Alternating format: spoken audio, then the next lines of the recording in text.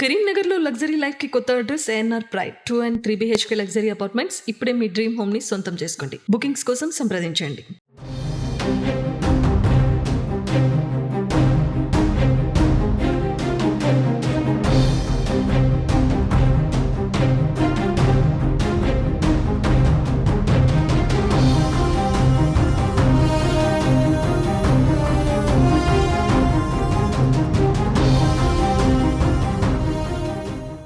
ఉద్యోగులు పోరుబాట పట్టారు. ఈరోజు చూడొచ్చు, రాష్ట్ర జేఏసీ ఇచ్చిన పిలుపు మేరతో అన్ని కలెక్టరేట్ కార్యాలయాల వద్ద మహాధర్నాకి దిగుతున్నారు.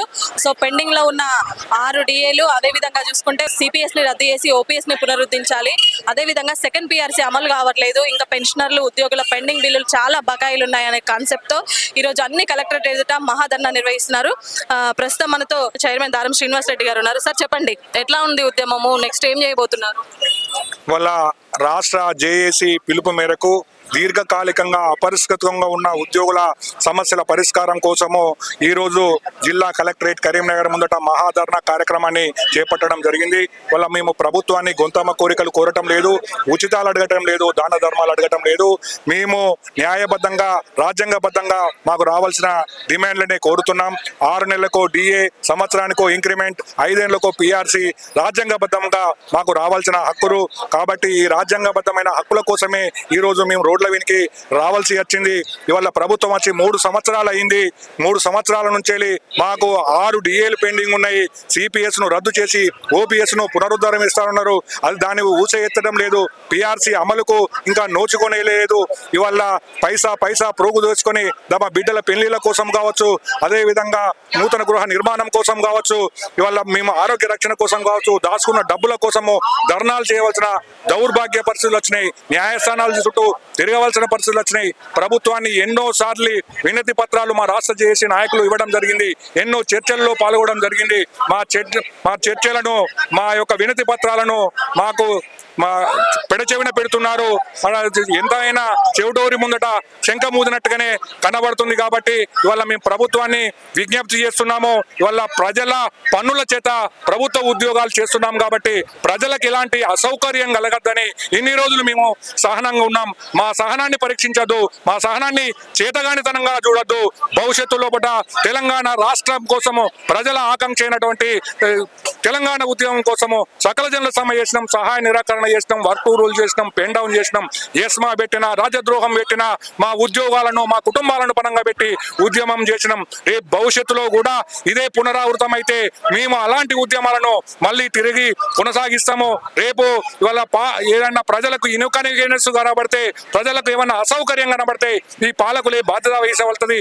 ఈ సందర్భంగా సిపిఎస్ ను రద్దు చేసి ఓపీఎస్ ను పునరుద్ధరించాలని మేము కోరుతున్నాం. ఇది ఒక మా సమస్యే కాదు, ప్రభుత్వ ఉద్యోగం కోరుకునే ప్రతి నిరుద్యోగి సమస్య.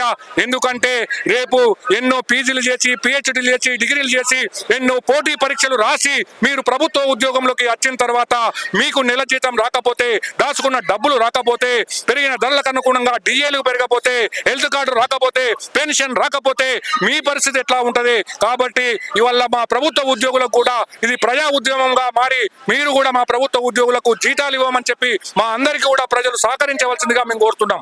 సార్ చెప్పండి, ఇప్పుడు సిపిఎస్ ని రద్దు చేసి ఓపీఎస్ ని పునరుద్ధరించాలంటున్నారు. చాలా 3 years నుంచి మీరు ఇలాగే జరుగుతూ ఉంది, కానీ ఎక్కడ మీ సమస్యకు పరిష్కారం కావట్లేదు. ఏం చెప్పాలనుకుంటున్నారు?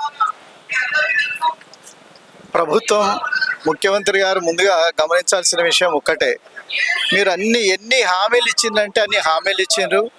మేము ఆ హామీలను నిజంగానే గత ప్రభుత్వం మాకేం చేయలేదనే ఉద్దేశంతో నిజంగా ఈ సిపిఎస్ వాళ్ళదైతే చాలా ఘోరమైన పరిస్థితి. మనకు తప్పనిసరిగా వాళ్ళకు ఓపీఎస్ చేయాల్సిందే. మీరు ఎన్నో హామీలు ఇచ్చి ఈరోజు అదన్నీ కూడా అటకెక్కిస్తున్నారు. ఇది మీకు సమంజసం కాదు. ఇది ఒక్కటే కాదు, మాకు పిఆర్సీ అన్నారు, మీరు అక్కడనే వేదిక మీద మాట్లాడుతున్నారు. మేము పిఆర్సీ ఇప్పుడే తెప్పించుకొని నేను చేస్తా అంటున్నారు. మీ దగ్గర టోటల్గా అడ్మినిస్ట్రేషన్ లోపం ఉంది. మీరు చెప్తే వినరా? మరి ఎందుకు ఐఏఎస్ ఆఫీసర్స్ కానీ వాళ్ళందరూ ఏం చేస్తున్నారు? పిఆర్సీ ఏమైంది? డిఏలు ఏమైనాయి? సిపిఎస్ను ఓపీఎస్గా చేస్తా అన్నది ఏమైంది? మీరు ఇచ్చిన హామీలు ఏమైనాయి? తర్వాత రిటైర్డ్ అయిన ఎంప్లాయీస్కి మార్చి 2024 నుంచి ఇప్పటి వరకు కూడా ఒకళ్ళ కంపిటీషన్ వస్తుంది, ఒకళ్ళ గ్రాట్యుటీ వస్తుంది, ఒకళ్ళకి జీపీఎఫ్ వస్తుంది. ఈ విధంగా ఉంటే ఎట్లా? వాళ్ళు దాచిపెట్టుకున్న సొమ్ము కదా. రిటైర్డ్ అయిన వాళ్ళకైతే చాలా మంది 200 మంది చనిపోవడానికి ప్రభుత్వమే కారణం. ఈ ప్రభుత్వం అసలు నిజంగా ఒక అడ్మినిస్ట్రేషన్ ఉందా? ఒక నెలకు 10,000 కోట్ల అప్పు తీసుకుంటున్నారు. నెలకు 10,000 కోట్ల అప్పు తీసుకుంటే ఇవన్నీ ఎవరికి ఇస్తున్నారు? మార్చి 2024 ఉన్న ఎవరైతే రిటైర్డ్ అయినో వాళ్ళకి ఇప్పటి వరకు కూడా పూర్తిగా అందలేదు. కోర్టుకు పోయిన వాళ్ళకి మాత్రమే ఇచ్చిండ్రు. మరి కోర్టుకు పోతేనే ఇస్తారా వీళ్ళు? కొంచెమన్నా ఆలోచించాలి ప్రభుత్వం. ఇప్పటికైనా ఇవన్నీ కూడా ఉద్యోగస్తుల పక్షాన మేము ఉంటామన్న వాళ్ళు దాన్ని నిరూపించుకోవాలి. వెంటనే పిఆర్సీని అమలు చేయాలి, డిఏలన్నీ కూడా రిలీజ్ చేయాలి. ఎవరైతే రిటైర్మెంట్ అయిన వాళ్ళకు వాళ్ళ బకాయిలన్నీ ఒకటేసారి ఇచ్చేసేయాలి. లేకపోతే పోయిన ప్రభుత్వానికి ఏ గతి పట్టిందో మీకు కూడా అదే గతి పడుతుందని ఈ సందర్భంగా తెలియజేస్తున్నాము.